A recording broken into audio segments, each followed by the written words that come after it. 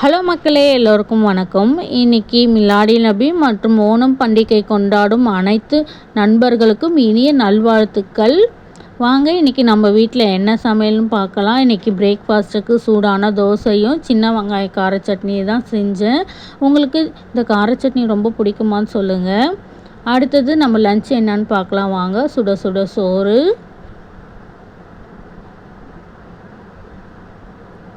வாங்க என்ன பொரியல்னு பார்க்கலாம்.